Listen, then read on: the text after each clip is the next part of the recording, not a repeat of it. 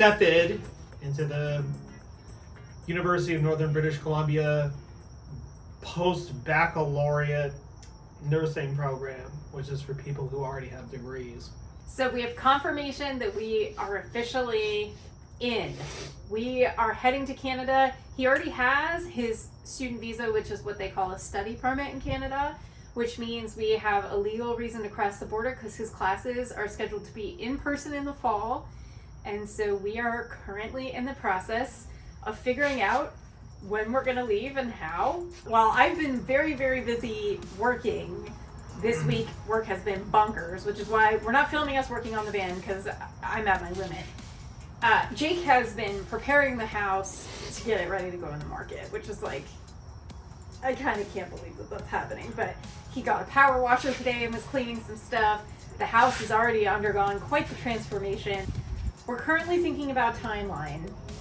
We're thinking probably May. So we're in mid-March now, which means we have to get the house ready to sell. And it's like a month and a half. Yeah, and hopefully go on the market in April so that it could sell in May.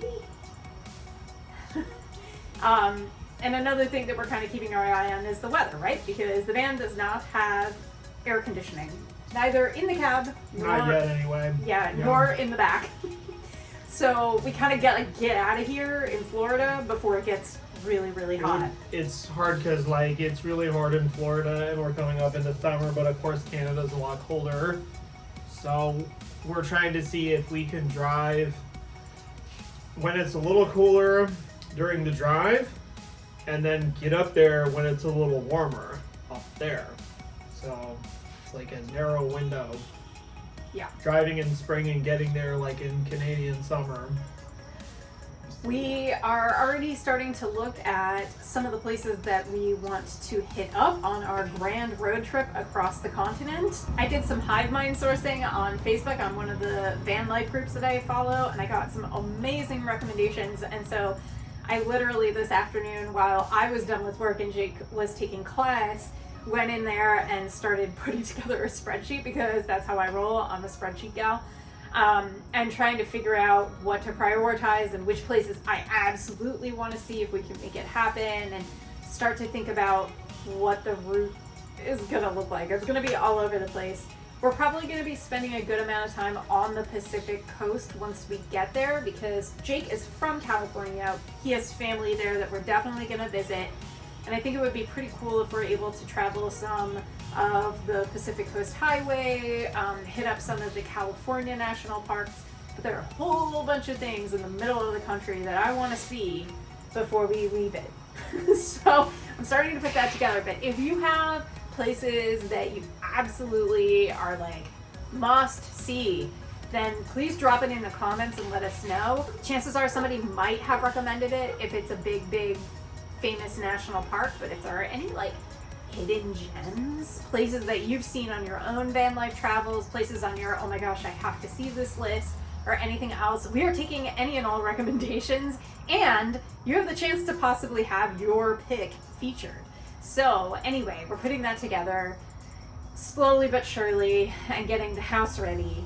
Those are our two focuses or foci right now, but my big concern is there are a few critical things that have to happen in the van that we kind of discovered in our last camping trip. One of the things that we need to do is the solar panel cords that come in. They come in down behind this door, tucked in behind the cabinets up there, but they're kind of free hanging. And I kicked one of them when we were camping, and it actually came undone during the night. It was a good thing that I noticed it first thing in the morning. I was able to just plug it back in, no big deal. Solar charge controller kicked right back in and started recharging the batteries after we had drained them overnight. But I gotta tug those away, hide them so that that's not a constant problem, because that could be a really big issue. Another thing that we need to do is prep the cat and the van for the cat. The dog is already pretty much ready to go. She's pretty easygoing with stuff like this, and actually she loves the van. The dog likes living in the van more than living in the house. When we went camping like a couple weekends ago, the days after we went camping, every time we brought her outside to go to the bathroom, she kept trying to get in the van. She was like, let's go. Plus, like, if you look at the video from then, she just has this big, stupid grin in every shot. And you can hear her right now. And all of the neighborhood dogs. It's great. We need to put it back on this drawer because right now the back is empty, which means anything that's back there can just kind of flow out into the main living space. We need to secure the propane. I'd like it to be a little bit more secure for longer distances, and also maybe pad or insulate the side of the wall that's there so that if there is some sort of impact that the propane isn't gonna just like make contact with the side of the van. I think that's kind of a risky situation. We need to put the net up over the headliner so that we can actually store things in there and not have them fall out if we have to brake hard. We need to fix the toilet cabinet. That's going to be kind of a big thing. We'll probably feature that in a video. But basically the hinge mechanism, you got bugs? Basically the hinge mechanism for the toilet compartment, it kind of came unsecured from the wall. So we have to go back in there and kind of reconfigure that. I have a little more painting to do. I need to further secure the child locks. The child locks came with adhesive. It was kind of a shot in the dark. I didn't really know if they would work, and unsurprisingly, They don't. So They work great when the van's not moving. right. So we need to screw them in to secure them so that the adhesive isn't doing all or none of the work. Another thing, window covers. I haven't finished those, and we have a second set of bug screens I need to put together, so I need to finish those up. Okay, well, we recorded a whole bunch of content that just didn't record, so dope. Halfway. Anyway, that's a trash can, that's not recycling. I'll go back for it. Whatever, anyway. So, we were just talking about some of our, like, fears and also things that we were super excited about. I'm nervous about the cat, because he's an asshole, and getting him acclimated to the van is going to be a long-term project, something we are very committed to, because we are not going to rehome him. We will force him into liking.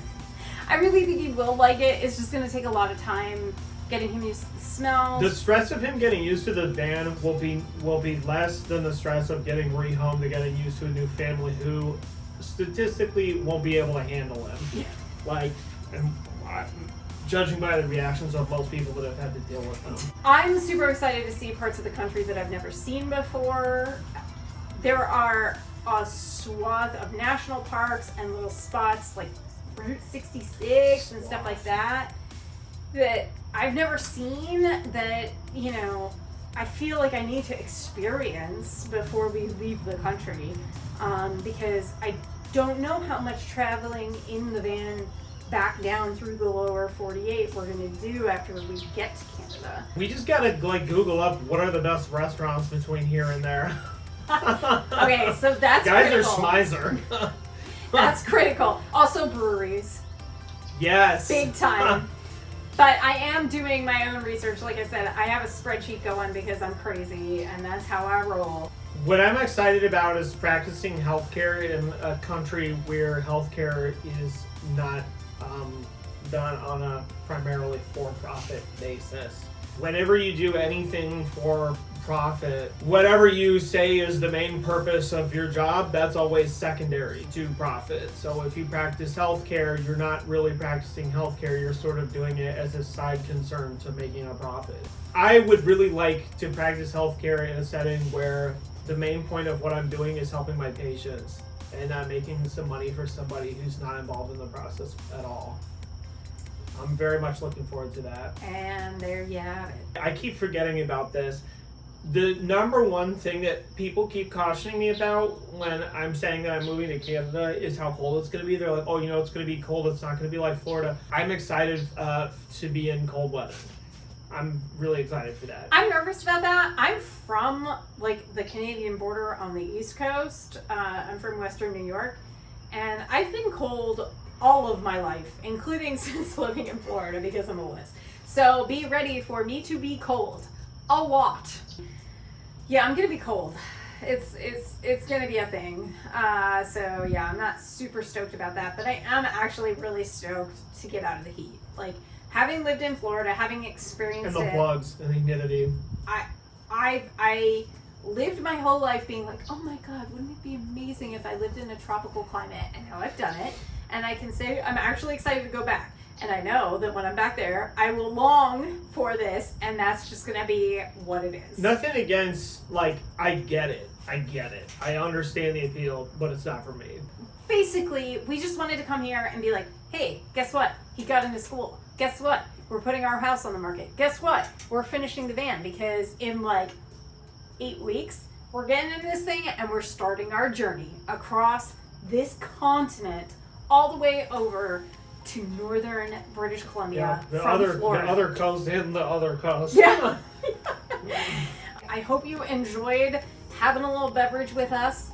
We sincerely appreciate you being here, watching our ramblings, and being part of our little community as it starts to grow. Please be sure to like, share, subscribe, do all of the things with the buttons below YouTube gives you to show your love for us, for Vanny DeVito, for Van Life.